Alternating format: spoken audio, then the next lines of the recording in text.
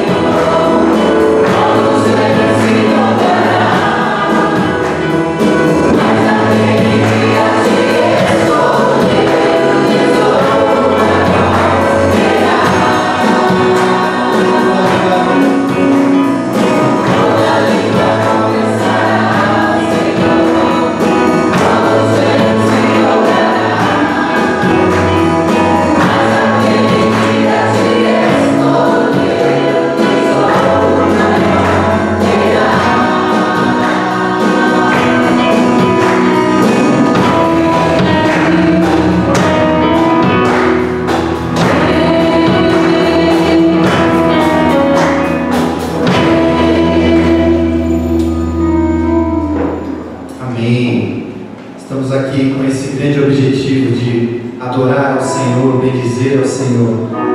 Ele nos convida a viver na sua intimidade, a viver na sua presença.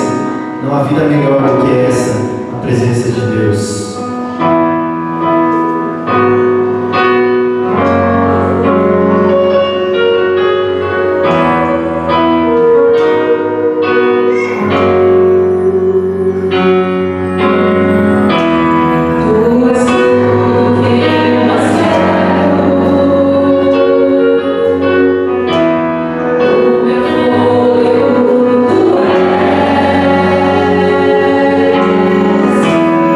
Hey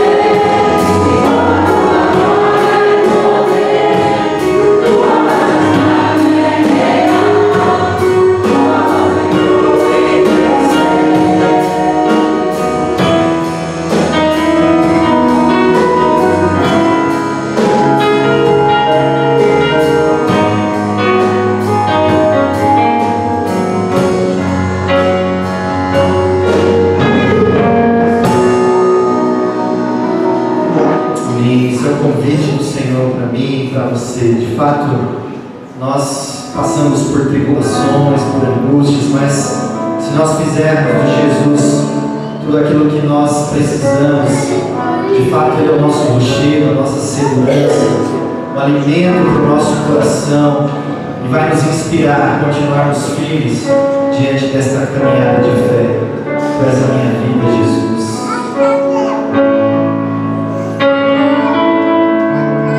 Enquanto nós cantamos, você pode entregar seus dízimos, suas ofertas.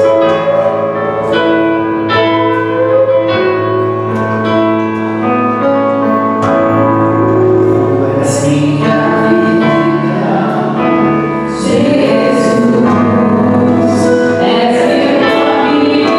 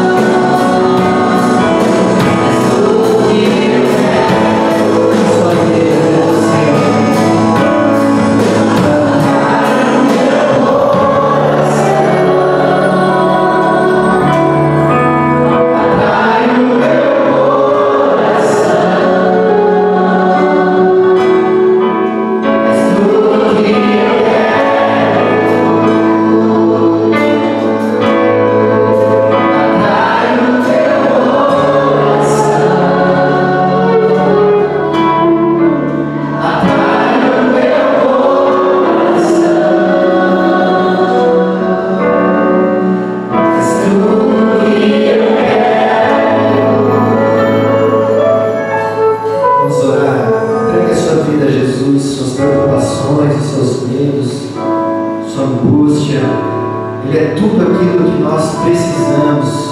Ele é tudo aquilo que você deve querer acima de todas as coisas. Faça uma oração de entrega a Jesus. Não deixe que o seu maior medo, suas preocupações roubem a sua confiança da grandeza de Jesus, do amor de Jesus por nós. Ele é tudo aquilo que nós precisamos. Senhor, nós queremos realmente viver essa verdade. Jesus é tudo que nós precisamos. Ele é a nossa salvação, a nossa rocha, a nossa força, nosso socorro em meio às tribulações da vida. Ó Pai, que absolutamente nada venha roubar a alegria do nosso coração de estar na Tua presença. Ó Senhor, nós temos dramas reais, nós temos situações de lutas, de dificuldades, mas ó Senhor, que Jesus seja tudo aquilo que nós precisamos, ó Pai. Que nós possamos nos apegar a Cristo firmemente, olhando para o autor e consumador da nossa fé, porque nele nós somos mais do que vencedores em Cristo Jesus. Guarda a tua igreja, guarda o teu povo, cura os nossos corações com o teu Santo Espírito de amor, som das nossas vidas, ó Pai, em nome de Jesus. Amém, amém. A igreja pode se assentar.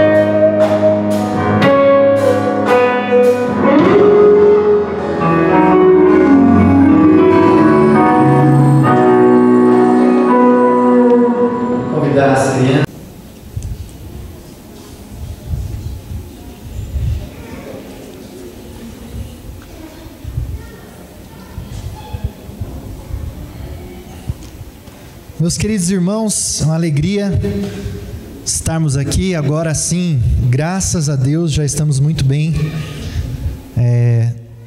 Sofri um pouco ainda durante a semana, mas na quarta-feira já estava me sentindo bem melhor, e assim sucessivamente, né? Na quinta-feira muito melhor ainda, e já estamos bastante recuperados. Já foi a luta aí de recuperação, tá?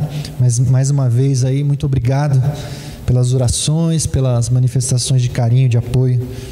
Já passou, já estamos bem. Bom, nós estamos aqui e vamos continuar um pouquinho da conversa da semana passada. Quem esteve aqui no domingo passado, nós olhamos para a vida de um homem chamado Salomão. Salomão, o homem que ficou conhecido como o homem mais sábio da história, porque ele pediu a Deus sabedoria. Então, na semana passada nós vimos os seus acertos, mas vimos também os erros de Salomão. Aprendemos com Salomão que a gente precisa pedir corretamente para Deus, e a sabedoria de Deus, queridos, está à minha disposição e à sua disposição. A palavra de Deus nos garante isso. Pode passar aí. Vamos ler juntos Tiago capítulo 1, versículo 5. Leiamos: se algum de vocês tem falta de sabedoria, peça a Deus, que a todos dá livremente, de boa vontade, e lhe será concedida. Nós vimos então que Salomão foi aquele homem que, quando foi começar o seu governo, Deus disse a ele: peça o que você quiser, e ele pediu sabedoria, e Deus então tornou ele o homem mais sábio de todo o Oriente. Juntamente com a sabedoria, Salomão ficou rico, famoso, né? Mas aí nós vemos que ao longo da trajetória de Salomão, a sabedoria, que tinha tornado ele um homem conhecido, famoso e rico, tudo aquilo que ele conquistou por meio da sabedoria depois o afastou de Deus. Ele se tornou orgulhoso, e nós vimos então que existem duas forças, e é a partir disso que eu queria que você prestasse atenção. Existe então duas forças que moldam a nossa vida. Uma delas é benéfica, que é a sabedoria. Então eu e você somos convidados a moldar a nossa vida, a construir a nossa vida em torno da sabedoria. Fazermos escolhas justas e sábias. É isso que a sabedoria faz. A sabedoria então, ela amplia os seus horizontes. A sabedoria faz você fazer perguntas: se aquilo é bom, se aquilo não é bom, se aquilo é justo, se aquilo não é justo. A sabedoria te faz pensar nas consequências das suas escolhas. É isso que a sabedoria faz. A sabedoria amplia a sua visão, amplia a sua mente, te dá um olhar melhor sobre a vida, para que você possa escolher corretamente e escolher de uma forma que agrade o coração de Deus. O que é a sabedoria bíblica? A sabedoria bíblica é você viver a vida na perspectiva de Deus. Então, por isso que o princípio da sabedoria é temer ao Senhor, amar o Senhor, para que você viva de acordo com a vontade de Deus. Então, durante um bom tempo, nós vimos Salomão vivendo de acordo com a vontade de Deus, obedecendo a Deus e fazendo as melhores escolhas. Mas nós vimos também que há uma outra força que pode moldar a nossa vida, e esta daí, ela vai nos levar à destruição. E nós falamos que esta é a força do desejo obsessivo. Então todos nós temos desejos, e até certo ponto eles são bons, mas por causa do pecado, os nossos desejos muitas vezes se tornam obsessivos. E aí ele faz o contrário da sabedoria. A sabedoria amplia a nossa visão. A sabedoria faz a gente pensar sobre as consequências. O desejo, quando ele nos domina, quando ele é obsessivo, o que ele faz? Ele nos cega, ele nos limita, ele restringe a nossa visão. A gente para de pensar se aquilo é bom, se aquilo é justo. A gente para de se perguntar sobre as consequências daquelas escolhas. A gente simplesmente segue o nosso desejo obsessivamente, e o resultado é destruição. Então, dois modos de você viver a sua vida. em torno da sabedoria, e Deus está dispondo para mim. Peça a Deus sabedoria. Ou você segue o seu desejo obsessivo, só que se você der vazão aos seus desejos obsessivos, eles vão destruir você. Nós vimos lá no capítulo 11 que Salomão amou muito as mulheres, e ele não resistia às mulheres, e aí foi o seu fim. Capítulo 11 do livro dos Reis. Então ele parou de obedecer a Deus para viver de acordo com os seus desejos obsessivos. Uma mulher já não bastava, 2 já não bastava, 3 já não bastava, 10 já não bastava, 100 já não bastava, e ele teve 1000 mulheres, e elas desviaram o seu coração, e ele parou de obedecer para dar vazão aos seus desejos, e aí foi a sua ruína e a sua tristeza. Queridos, se a gente olha a história de Salomão, a gente vê então 3 coisas que seduziram o seu coração. Nós falamos só das mulheres, mas há muitas coisas envolvidas ali. Há pelo menos 3 coisas envolvidas na história de Salomão, que é a história da humanidade. Essa tríade que nós vamos falar, e nós vamos começar com uma delas aqui hoje, tem feito muito mal à humanidade há bastante tempo, que é sexo, dinheiro e poder. Não há nada que tenha mais seduzido o coração dos homens. Quando eu falo homens aqui, eu estou falando humanidade, o gênero humano. Não estou falando só dos machos aqui, não. Estou falando de homens e mulheres. Não há nada que tenha seduzido tanto o coração dos homens ao longo da história do que sexo, dinheiro e poder. Isso tem seduzido o coração dos homens e tem distorcido o coração dos homens e levando os homens à ruína. E muito da dor que a gente vê no mundo hoje é por causa daquilo que o sexo, o dinheiro e o poder pode fazer no coração das pessoas, distorcendo a visão das pessoas e levando as pessoas a viver de modo obsessivo, organizando a sua vida obsessivamente em torno destas coisas. E isso tem causado muita tragédia, muita dor, muita destruição. E hoje nós vamos começar falando sobre a sabedoria de Deus para a gente lidar com o dinheiro. Então, dessa tríade nós vamos começar com dinheiro. A palavra de Deus, ela tem blocos de livros no Antigo Testamento, dividido, né? A gente divide aí por temas, e tem um bloco de livros na Bíblia que nós chamamos de livros de sabedoria, que é Salmos, Provérbios, Eclesiastes e Cantares. Estes livros são livros poéticos, mas também são livros de sabedoria. Então, se você lê os provérbios, se você lê o livro de provérbios, você vai ter muita sabedoria prática, muita sabedoria aplicada na prática sobre como viver. E é atribuído a Salomão. Muitos provérbios da Bíblia são atribuídos a Salomão, porque ele escreveu muitos provérbios, né? Então, queridos, nós vamos olhar para vários provérbios aqui e ver como eles nos ajudam a lidarmos com este tema que realmente pode distorcer a nossa vida, atrair o nosso desejo de modo obsessivo. Então, a primeira coisa que a gente pode falar a respeito do dinheiro, que a Bíblia reconhece, é que o dinheiro desperta o nosso amor. Sim ou não? O dinheiro desperta o seu amor ou não desperta o seu amor? Se um papel branco amassado ficar caído aqui, ninguém vai ligar. Mas se uma nota de R$100 estiver caída aqui, rapidamente alguém vai encontrar ela e vai já pegá-la, né? Porque o dinheiro, ele atrai o nosso amor. Lá, nós não vamos ler, mas lá em 1 Timóteo 6,10, Paulo fala isso: o amor ao dinheiro é a raiz de todos os males. Note que ele não disse que o dinheiro é a raiz de todos os males. Ele disse o amor ao dinheiro. Então o dinheiro é um meio, é um instrumento poderoso para muitas coisas boas, mas ele também é um meio de atrair, ele é um meio que pode ser destrutivo, ser usado para destruição, para a autodestruição e a destruição dos outros, quando nós não lidamos bem com ele.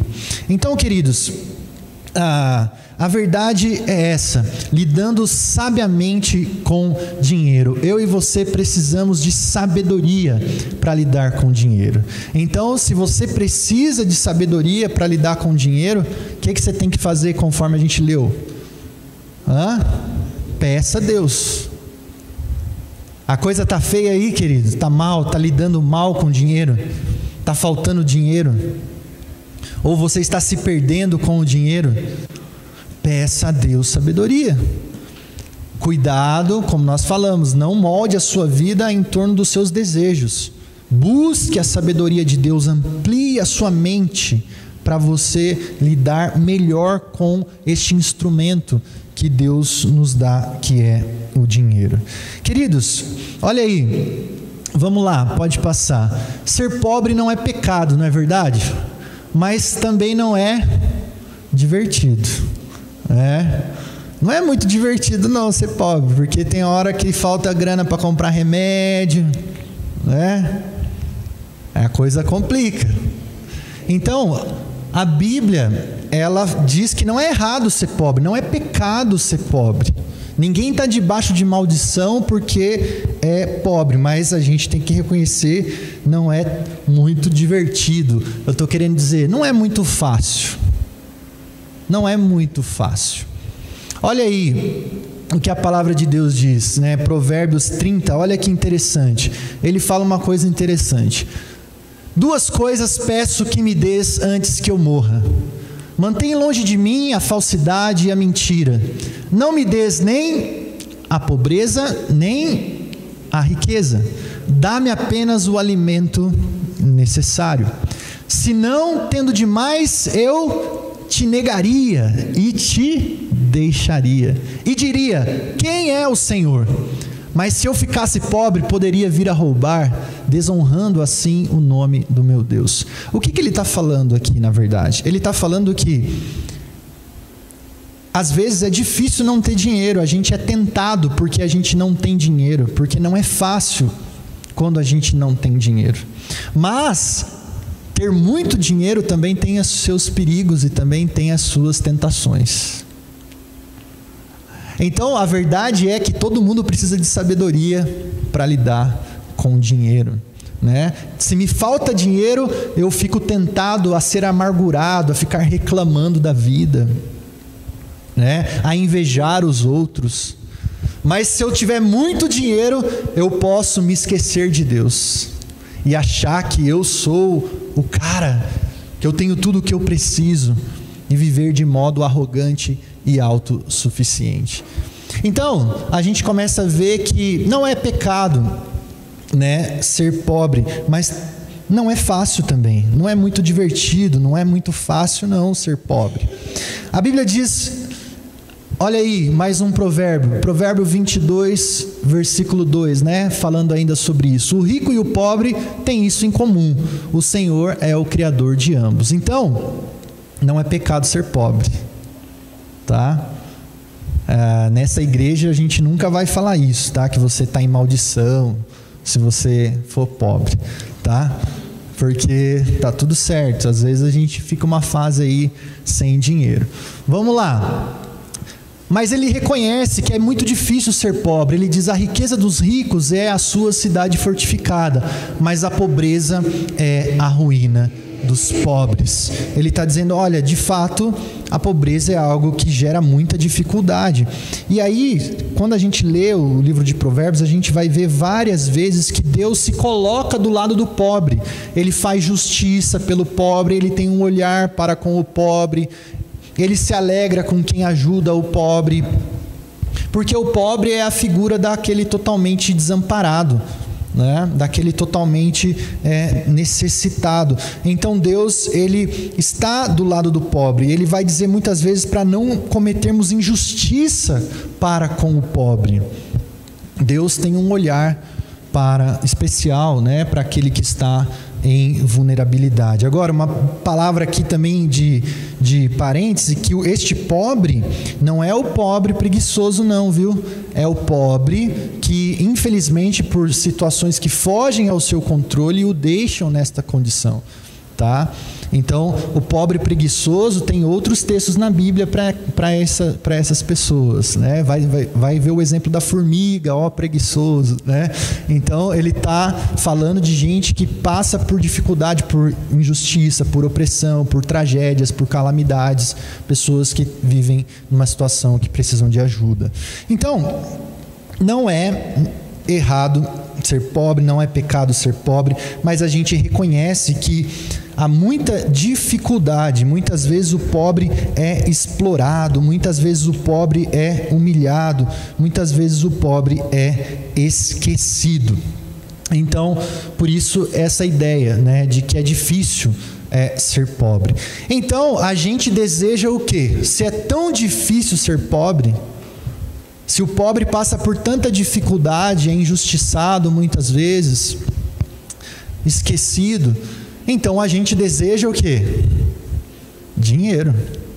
Porque a gente começa a imaginar, bom, então para eu ser feliz, para eu viver bem, então eu preciso de dinheiro. Então a gente começa a desejar a riqueza. A gente começa então a sonhar com a riqueza. Quem aí que nunca ficou sonhando, né, em herdar uma grana assim, do nada, daquele tio que você nem sabe que existe, e ele vai aparecer e vai falar que você tem uma grana, né, que vai ficar, né? Então, para quem não sabe ainda, é pecado ficar fazendo joguinho na loteria, viu? Então já estou avisando já, né? Não fica jogando não na loteria, que é pecado, viu? Mas tem um monte de gente que fica fazendo fezinha, né? Ai, o dia que eu vou ganhar dinheiro, que não sei o quê, e tal. Então um monte de gente fica sonhando com esse dia que vai ficar rico do nada, né? Que vai ganhar muito dinheiro do nada. Então a gente deseja a riqueza porque a gente sabe a dificuldade que é a pobreza.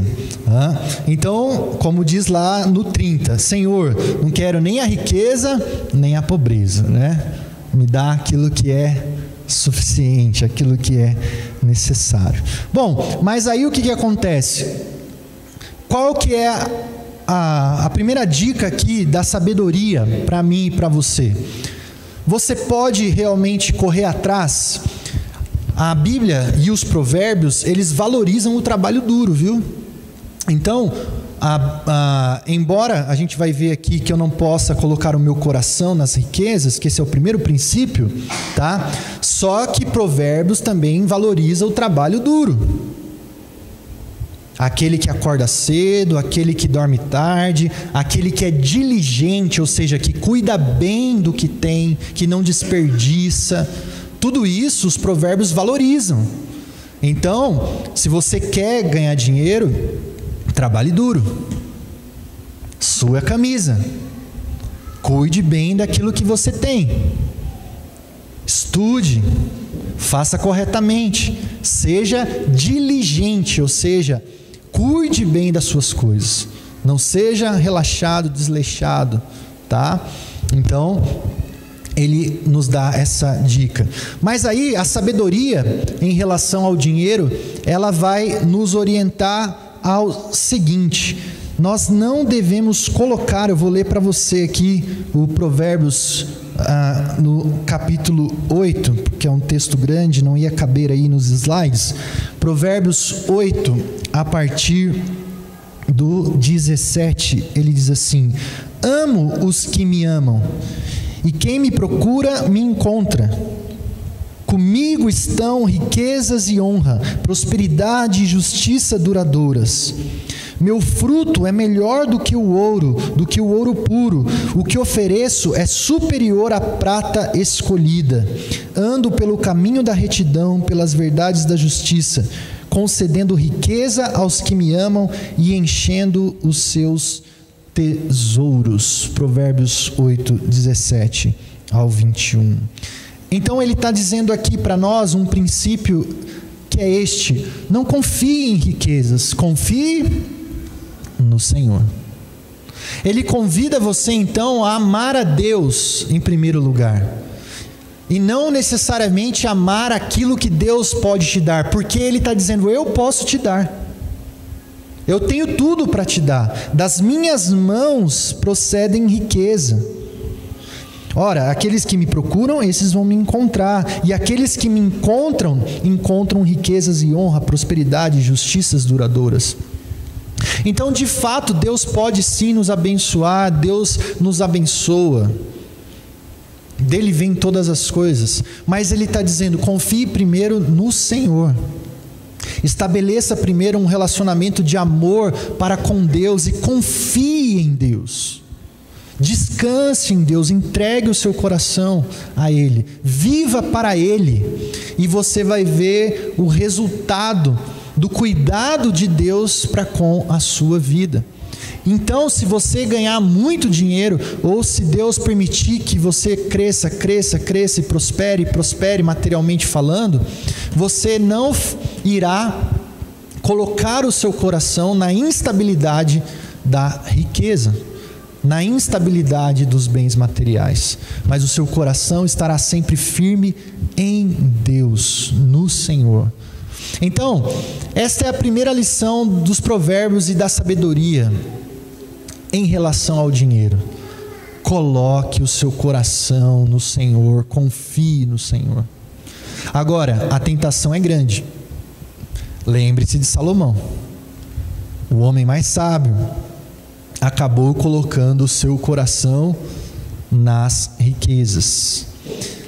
Só mais um comentário a respeito de Salomão, né? Porque a gente viu que pelo livro dos reis, a história de Salomão termina muito mal. Mas há quem diga que ele se arrepende depois, na sua velhice, e que ele escreve o livro, por exemplo, do Eclesiastes, já em idade avançada, e no livro de Eclesiastes, então, ele já está de novo arrependido. E se você ler o livro de Eclesiastes com atenção, você vai ver que ele vai falar justamente isso nos primeiros capítulos, que ele entregou o seu coração também à riqueza, que ele não negou nada que ele queria, ele negou-se a si mesmo. Ele comprou tudo aquilo que ele queria: campos, casas, carros e tudo mais, cavalos. Mas depois, no livro do Eclesiastes, o que ele diz? Tudo isso é vaidade. Tudo passa como vento. E aí ele vai dizer lá no Eclesiastes, o resumo é: teme ao Senhor, guarda os seus mandamentos. Então, confie no Senhor, para você não se perder, para você não se corromper, para o dinheiro não dominar o seu coração. Não se esqueça dessas lições de Provérbios 8, 17 a 21. Coloque o seu coração em Deus, confie no Senhor. Talvez eu dizendo isso não tenha tanto impacto, porque eu sou pobre, né? Então, você falando isso aí, tá tudo certo. Mas e se um milionário, um cara cheio da grana dissesse isso? Você ficaria mais impactado? Esse rapazinho aí, o Philip NG, é um bilionário, é um dos homens mais ricos de Singapura.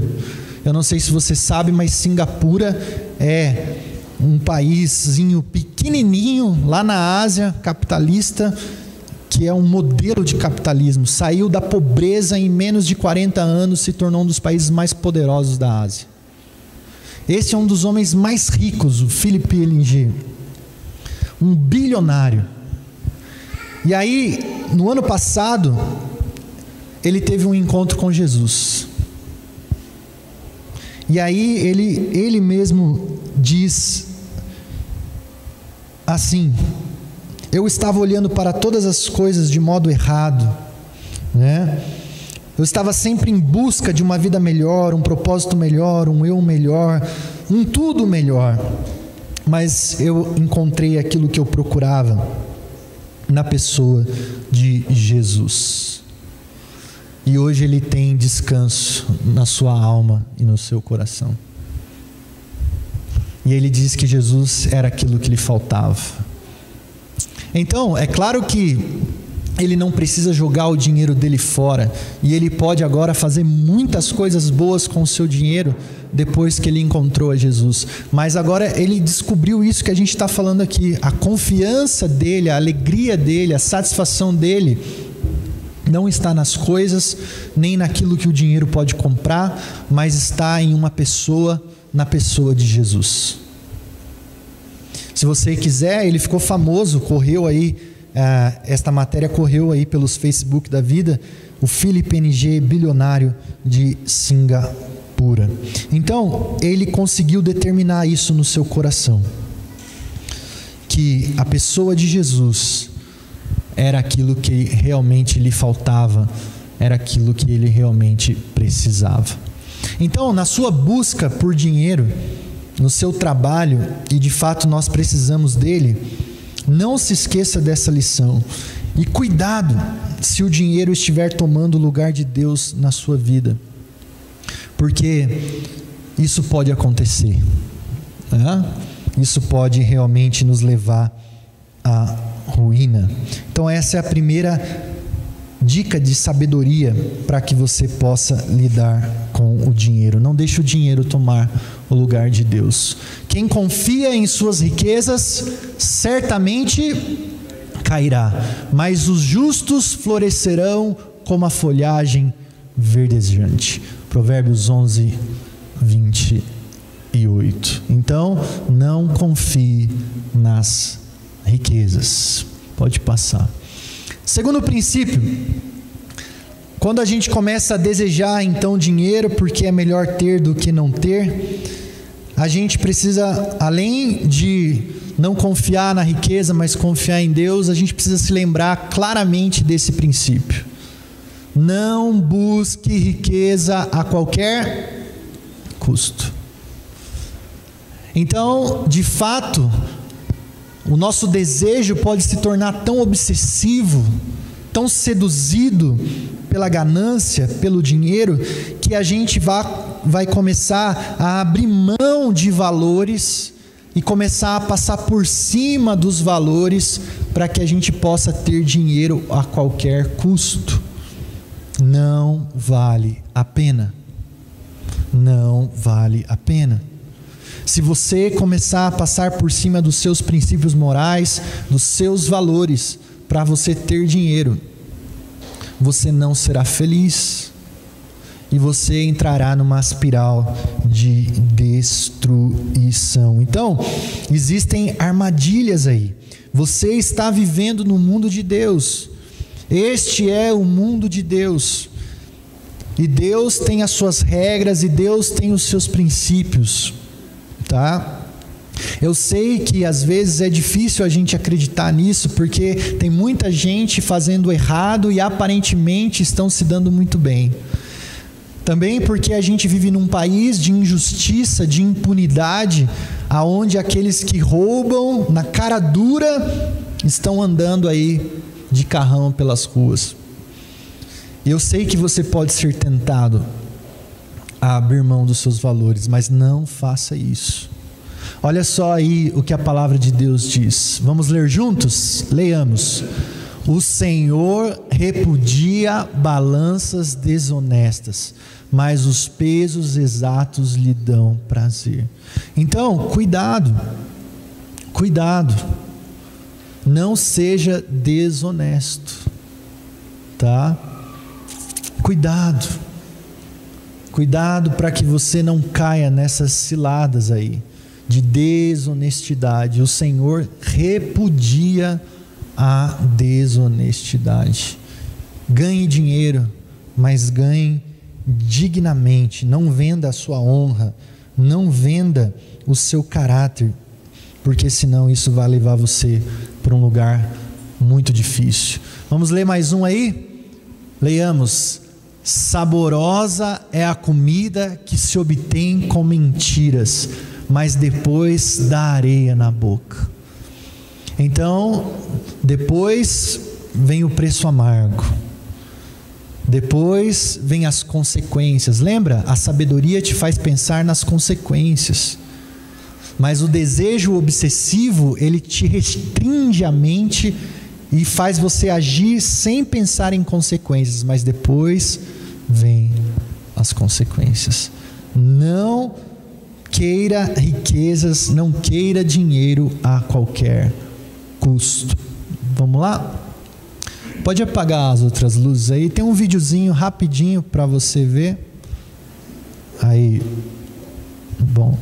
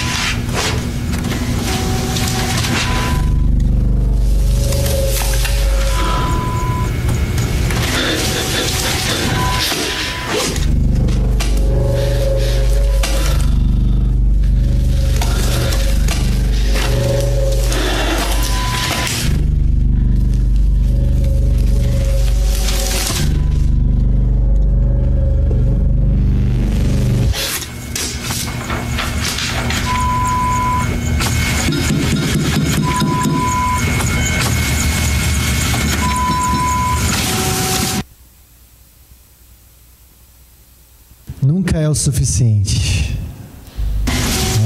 Então, quando você começa a ganhar dinheiro de modo desonesto e você começa a ver o resultado, nunca é o suficiente, mas uma hora vem a conta, e aí o preço pode ser alto demais. E para aqueles que acham que passarão ilesos, nós sabemos que o Senhor Jesus irá julgar todos os homens diante do seu tribunal. E naquele dia não tem suborno, naquele dia não tem desculpinha. Ele irá julgar todos os homens de acordo com o seu evangelho. Pode acender a luz aí do meio. Queridos, então, segundo princípio é este aí, não passe por cima dos seus valores. Então olha aí, não esgote suas forças tentando ficar rico. Tenha bom senso. Nem tudo vale a pena, nem sempre vale a pena. Então tenha bom senso. Bom, vamos lá. Conforme eu falei no começo do culto, veja aí, o amor ao dinheiro é a raiz de todos os males. Algumas pessoas, por cobiçarem o dinheiro, desviaram-se da fé e se atormentaram a si mesmas com muitos sofrimentos. Então, o amor ao dinheiro pode levar a muitos sofrimentos, ao desvio da fé. Então, para a gente encerrar, terceiro princípio da sabedoria de Deus para mim e para você Melhor do que ser rico é ser generoso. E a palavra de Deus, o livro de Provérbios, convida você a ser generoso com o seu dinheiro. E você não precisa ser rico para ser generoso. Seja generoso e você vai ver como a sua perspectiva em relação a dinheiro vai mudar. Existem muitas coisas melhores do que ser rico. Como nós falamos aqui, né? Existem valores superiores, que é o amor a Deus, a comunhão com Deus, uma paz e uma consciência tranquila na presença de Deus. Todas essas coisas são valores superiores que o dinheiro não compra, não pode comprar.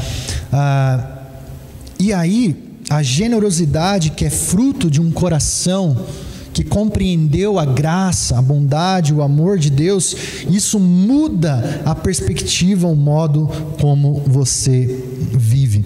Olha aí o que os provérbios vão nos dizer. Provérbios 11, 25. O generoso prosperará. Quem dá alívio aos outros, alívio receberá. Nada melhor do que você estender a mão para aquela pessoa que ajuda, que precisa de ajuda. Nada melhor do que você ser uma bênção para as pessoas que estão ao seu redor. Nada melhor do que você ver alguém indo mais longe, porque você fez parte da história dela, porque você deu um empurrãozinho, porque você deu uma força. É muito bom a gente ser uma bênção na vida daqueles que precisam. Quem é generoso será abençoado, pois reparte o seu pão com o necessitado, reparte o seu pão com o pobre. Melhor do que ser rico é você ter um coração cheio de generosidade e abençoar as pessoas. Eu queria que você prestasse atenção nesse texto, porque ele é muito importante para a gente entender o modo como a gente tem que lidar com o nosso dinheiro, com as nossas riquezas. Vamos ler juntos aí? Leiamos.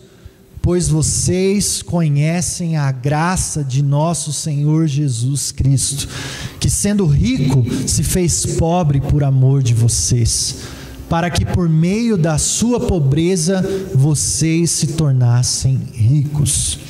Então aqui a gente tem esse princípio maravilhoso, ou seja, Jesus é o homem mais rico de todos, né? Porque ele tem todo o ouro, toda a prata, ele tem todo o poder, ele tem tudo à sua disposição. Mas olha o princípio do Evangelho. O apóstolo Paulo está dizendo que esse Jesus que era rico, esse Jesus que tinha tudo, ele abriu mão de tudo isso. Ele que era rico se fez pobre. E por que é que ele fez isso? Por amor de vocês, para que por meio da pobreza dele nós nos tornássemos ricos. Então, nós éramos miseráveis. Não importa o quanto dinheiro a gente tinha, não importa o quanto de influência a gente tinha, nós estávamos perdidos, sem Deus no mundo. E o nosso destino era um destino de trevas e de morte espiritual e de condenação eterna. Então este é o princípio do Evangelho. Você não tinha nada, você era pobre, cego e nu, você estava perdido. O seu futuro era o inferno, eternamente condenado, longe de Deus, em sofrimentos eternos. Você era pobre, cego e nu. Mas Jesus, sendo rico, ele se fez pobre, para que você herdasse a sua riqueza, o seu reino, as riquezas espirituais do reino de Deus. Em Cristo você é rico, por causa de Cristo você é rico, por causa de Jesus você é uma bênção. Então a pergunta é, o nosso Deus, ele é generoso ou não? O nosso Deus é generoso ou não? Sim. E se você é filho de um Deus generoso, como que tem que ser a sua atitude? Generosidade. Como é que alguém vai dizer, esse aí é a cara do pai dele, esse aí é filho de Deus? Se você é miserável, mesquinho, mão de vaca, pão duro. Deus foi generoso com você. Deus te fez rico e você é um mão de vaca, um pão duro, um miserável. Como pode? Então, queridos, ser generoso é um aprendizado. Quando nós somos alcançados, então, pela graça de Deus, quando nós somos salvos, e quando a gente começa a aprender a lidar com o dinheiro agora, com os valores da palavra de Deus, né? Confie em Deus, não confie nas riquezas, não queira ficar rico ou ganhar dinheiro a qualquer custo, cuidado com os princípios, seja generoso. Então a gente precisa começar a ordenar o nosso coração em torno da sabedoria, e a sabedoria diz que é bom ser generoso. Mas eu não quero ser generoso, pastor. Não importa o que você quer ou não, seja generoso. Nós aprendemos isso na semana passada. Não importa o que o seu desejo diz, o seu desejo é pensar só em você. O seu desejo é ser egoísta, porque você ainda é pecador. Você não tem que seguir o seu desejo, você tem que ser obediente. É simples assim. E à medida que você é obediente, à medida que você decide obedecer, então o seu desejo segue a sua decisão. Aprendeu? Você não segue o seu desejo segue a sua decisão, e depois o seu desejo vai mudando. Você tem que aprender a viver pela obediência, e é bom ser generoso, seja generoso. Então, aproveitando aqui a questão, eu queria mais uma vez relembrar o princípio do dízimo. Por que é que nós damos o dízimo? Então, eu vou repetir o que eu já ensinei várias vezes aqui, vou ensinar de novo, e vou falar qual é a visão da nossa igreja, esta comunidade. Você não é dizimista para que Deus possa te dar de volta. Você entendeu isso? Você não é dizimista para Deus te devolver nada. E nem porque se você não for, o devorador vai te pegar. Ou seja, você não é dizimista com medo de Deus. Você é dizimista porque você é generoso. Entendeu? Porque você é filho de um Deus generoso. Então, Deus te dá um princípio para você educar o seu coração a ser generoso, porque o seu coração não quer ser generoso. Aí o que você vai dizer para o seu coração? Coração, eu sei que você não quer ser generoso, mas eu vou estabelecer um princípio que é 10%, e eu vou abençoar a igreja, o reino de Deus, para ensinar o meu coração a ser generoso. E 10% é o mínimo ainda. Você não está fazendo muita coisa, não. É por isso que você dá o dízimo, para você ser generoso. Entendeu agora? Porque você precisa educar o seu coração, porque se você deixar, ele não vai dar nada para ninguém. Então você aplica uma disciplina para você mesmo, para a sua vida espiritual, para que você domine os seus desejos, para que você não seja escravo dos seus desejos. Porque se eu for seguir, queridos, os meus desejos, eu quero tudo para mim, só para mim. Mas eu quero ser obediente. Eu quero ser filho de um Deus generoso. Então eu aplico o princípio do dízimo, porque eu quero ser alguém generoso como meu pai é generoso. Então eu começo com o mínimo é 10%. E assim eu vou aplicando na minha vida, vou abençoando a vida de pessoas, parentes, amigos, porque eu quero ser generoso como o meu pai é generoso. Então, queridos, pratique a generosidade, tá? Não deixa o seu coração pecador dominar você. Coloque disciplina, regra e pratique isso até que você se torne naturalmente alguém generoso e tenha alegria e prazer em dar, em abençoar a vida das pessoas. Amém?